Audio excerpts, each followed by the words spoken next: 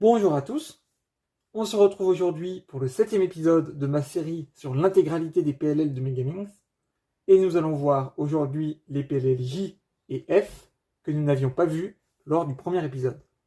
Commençons tout de suite avec les J. Les deux premiers cas, ce sont les symétriques. Vous voyez que vous avez une sorte de bloc ressemblant à une PLL J derrière, mais aucun autre bloc, contrairement à une J classique. Dans le premier cas, vous mettez la longue partie du bloc derrière à droite et vous regardez le sens de permutation des arêtes, à savoir anti-horaire. Vous pouvez réaliser cette formule.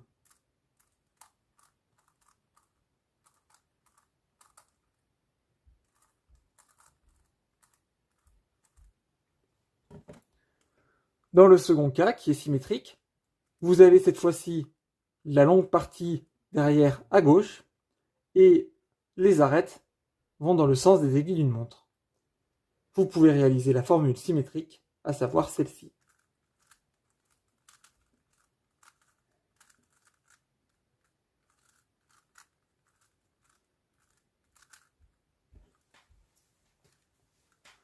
Passons aux deux prochains cas, qui sont encore une fois symétriques.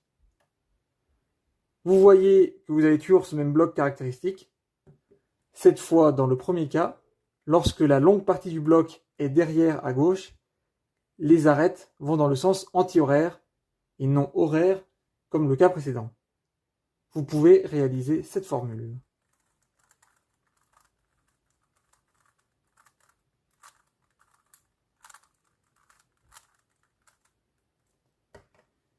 Et pour le symétrique, avec la grande partie du bloc derrière à droite et les arêtes qui tournent dans le sens d'aiguille d'une montre, vous pouvez faire la formule à droite.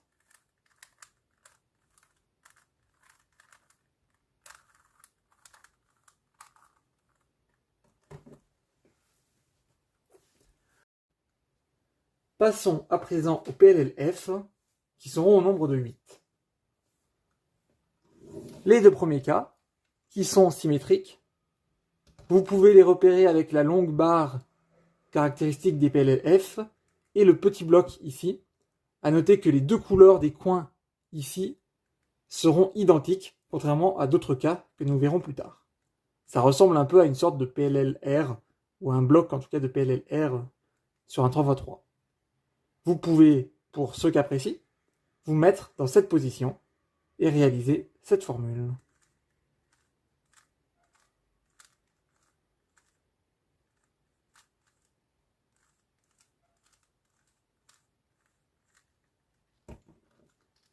Et pour celui-ci, le symétrique, cette fois-ci le petit bloc est derrière à gauche et non à droite.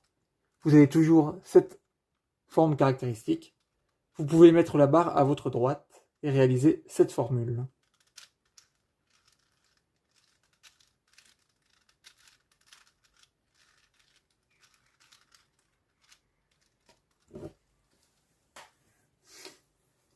Pour les deux cas suivants, vous avez toujours cette longue barre, et cette fois, le bloc semblable à une PLLR se retrouve collé à votre longue barre, comme ceci, comme cela, une fois à gauche, une fois à droite.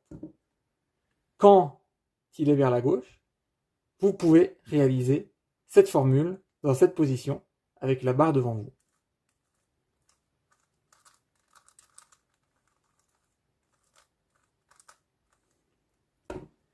Et pour le symétrique, l'algorithme symétrique marche très bien.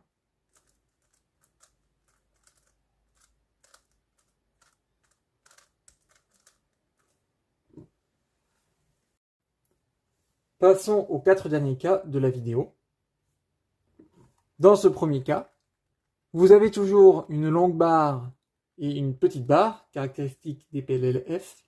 Néanmoins, vous voyez que le coin qui est à proximité de la petite barre, du petit bloc, n'est pas de la même couleur, contrairement au cas précédent. Vous pouvez, dans ce cas précis, vous mettre sous cet angle, avec la barre derrière vous à gauche et le petit bloc accolé à la barre à gauche. Et vous réalisez cette formule.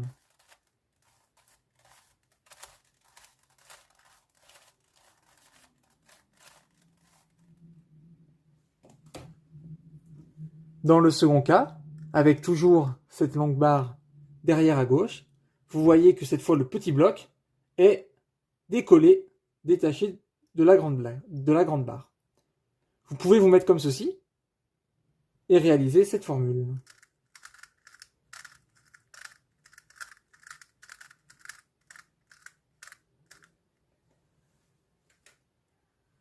Les deux derniers cas sont les symétriques des configurations précédentes. Vous voyez qu'ici, vous avez toujours la longue barre et le petit bloc accolé à la longue barre, sauf que cette fois-ci, la longue barre est devant à gauche et la petite derrière à gauche, l'inverse du cas précédent. Vous pouvez vous mettre sous cet angle et réaliser cette formule.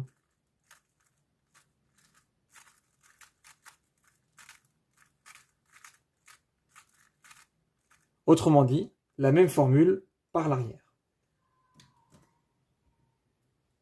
Et pour le dernier cas, qui était ressemblant au deuxième de ces 4 derniers cas, vous avez toujours ce petit bloc détaché du grand bloc, la barre toujours à votre gauche, et dans cette position, vous pouvez réaliser cette formule.